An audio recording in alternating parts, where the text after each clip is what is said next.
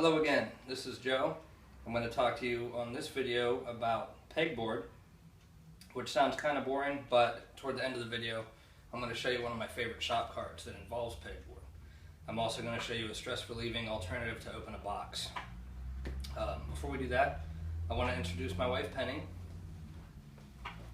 She helps me with a lot of the work in the garage, unless it's happy hour, then my brother-in-law's out here.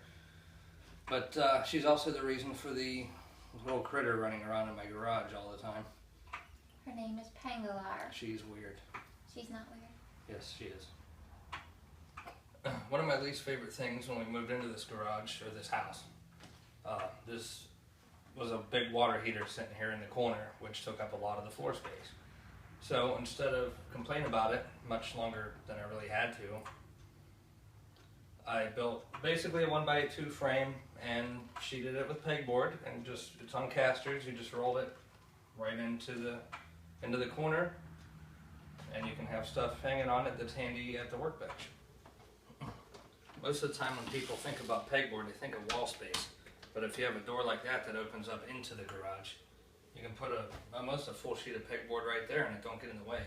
You just have to be careful about having bigger things protruding out to where the door's going to hit it. Hey, sorry, Joe will be right back. He had a vitally important errand to run. So, if you have a garage door, then you probably have a space like this. Usually very small, but a great place to just stick a little bit of pegboard. Very convenient to just hang some odd and end things. It's a great space saver, a great use of otherwise wasted space. So go ahead and give it a try. Some people don't like pegboard because you're kind of limited to what peg hooks are available, but you can make them. All you got to do is drill 2 holes in a piece of plywood, and these hammer holders will actually hammer in there, and you can set a pretty considerable amount of weight on that. And some of you may have noticed this behind me a few times in some of my pictures, and maybe even my first couple videos on here. This is also a hammer holder pegboard hook. Just hot glue a chunk of wood on there, and I built this little piece here and just fit the inserts from drill bit cases in here. You can also just use a block of wood and drill holes in it, but these were there, and sometimes I get lazy. But that's really handy to have. I just leave it there right beside my drills, and all of my bits are there when I want them. Another good place to use pegboard is at the end of cabinets. You could also, I didn't do it, but you could use pegboard on the front of cabinet doors, or even on the inside of cabinet doors. This is one of my favorite shop cabinets. I've had this for a little while. It was actually one of my first ones. It's got a lot of space in it. Oh man, you gotta be kidding me. Hey girl, get out. Anyway, this is one of my first carts. It's been real useful. I used to have another cart that was the same height as this. It makes a good work surface. It's got all kinds of room for whatever kind of stuff you want to put in there. I keep my hardware and stuff in it that I don't normally use all that much. Hinges, door pulls. Now where the pegboard comes into this, each end of it looks like this. I don't have a lot on there because I've been putting things other places, but you have that much room to put stuff, and it's recessed about 2 inches. So a lot of different peg hooks will fit there without protruding past the sides. Same thing with this end. You can hang a lot of stuff on there. And then the whole back of it, you can see you can hang a lot of stuff in that amount of space. This side I made it go back a little bit further so you can put like a 4-inch long hook in it. But, this is just a basic cabinet. The only difference is, instead of using a rabbet joint, you would use a dado joint and bring the walls in a little bit.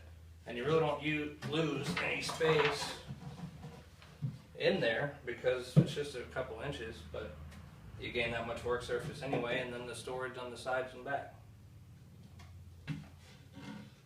Alright, the little knife belongs right there. I need it. I just got my new grinder and I want to use it today. Did you take it? Where's my utility knife? What are you looking for? I can't find my utility knife and I want to get that grinder out.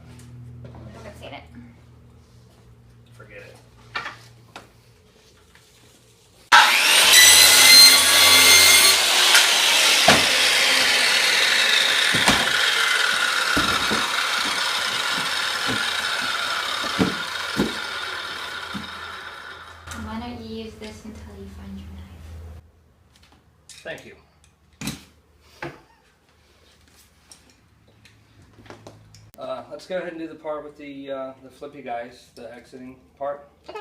Right after you clean up all this mess.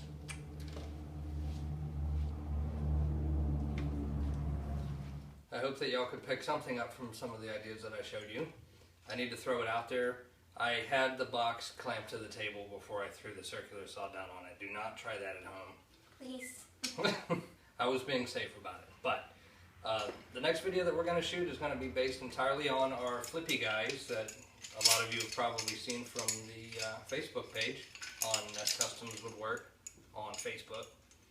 Penny here does all the art, and we recently started doing the personalized flippy guys. This here is my dad, and Pookie over here is throwing me around. This is the most exercise Joe ever gets. Yeah. Anyway, I hope y'all enjoyed, and we'll see you next week.